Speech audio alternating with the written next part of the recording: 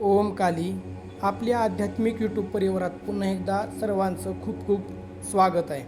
आजचा आपला विषय आहे की खरसुंडीमध्ये जे घोडेखोर किंवा घोडेखोर नावाचं जे क्षेत्र आहे ते क्षेत्राची उत्पत्ती कशी झालेली आहे ह्याच्यावरती आपल्याला बोलायचं आहे. ह्याचं खरं कारण ही दोन बायकांमधलं मतभेदच आहेत, जसं की खंडोबा महाराजांच्या बाबतीमध्ये घडलेलं आहे तसंच इथं सुद्धा आहे. ह्याच्यावरती आपण सविस्तर आज जाणून घेणार आहे. आपल्याला माहितीच आहे की खरसुंडीचे हे जे सिद्धनाथ आहेत हे एक जागृत भैरवांचं स्थान आहे आणि ह्या नाथबाबांना एकूण 7 बायका होत्या. ह्या 7 बायकांपैकीच जकाई देवी आणि मळाई देवी यांच्या मतभेदानं हे कुंड तयार झालेलं आहे. त्याचं झालं असं की ह्या 7 बायकांपैकी जी जकाई देवी आहे ती खरसुंडीच्या शेजारीच एक नीलकरंज गाव आहे, त्या गावामध्ये राहिला होती. तिनं नाथबाबांची तपश्चर्या करून नाथबाबांशी विवाह तिने केलेला आहे आणि त्याच्यानंतर ती शेजारी असलेल्या जकाई दऱ्यामध्ये राहायला लागली. नाथबाबा तिला दररोज भेटायला जायचे.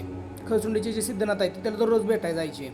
एक दिवशी मळाई देवीच्या लक्षात आल्यानंतर मळाई देवीने पाठलाग केला आहे आणि ह्या ठिकाणी हे जे हे 2 कुंड तयार झालेले आहेत, इथं मळाई देवीनं त्यांचा जो घोड्याचा लगाम ओढलेला आहे आणि घोड्याने वर 2 पाय उचलून ह्या ठिकाणी पाय आपटले. त्यातून ह्या 2 कुंडांची उत्पत्ती झालेली आहे तिथं आणि हे 2 कुंड तयार झालेत.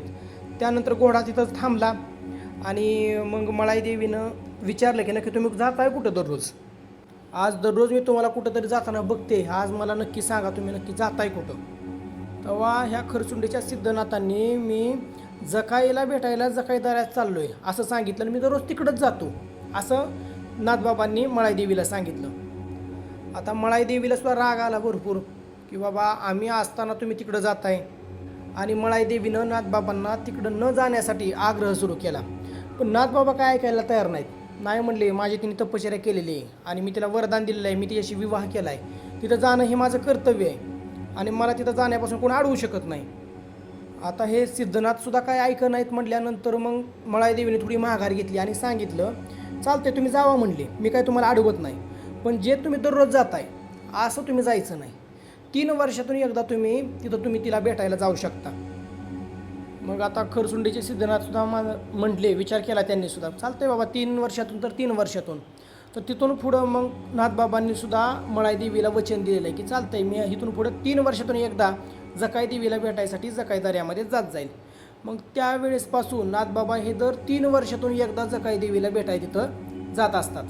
म्हणजे ज्या पद्धतीने आपले जे खंडोबा आहेत जेजुरीचे त्यांच्यामध्ये म्हाळसाबाईमध्ये आणि बानुबाईमध्ये भांडणं झाले, त्यानंतर जे काही घटना घडलेल्या आहेत किंवा जिथं स्थान तयार झालेले आहेत त्याच पद्धतीने खरसुंडीचे जे सिद्धनाथ आहेत त्यांच्या ज्या 7 बायका आहेत त्या 7 बायका कुठल्या आहेत?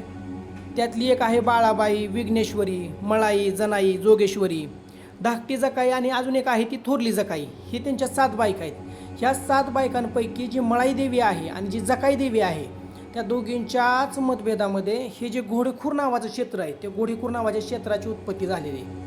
खरसुंडीच्या नाथबाबांचं दर्शन घेण्याच्या अगोदर जो कोणी ह्या घोडेखोर क्षेत्रामध्ये अगोदर आंघोळ करतो आणि त्यानंतर नाथाचं दर्शन घेतो त्याच्यानंतर त्यांचं दर्शन हे पूर्ण मानलं जातं आणि त्यांनी जे काही पापं केलेले आहेत ते पापाचं विमोचनसुद्धा करण्याचं काम हे कुंड करतं असं इतिहास सांगतो.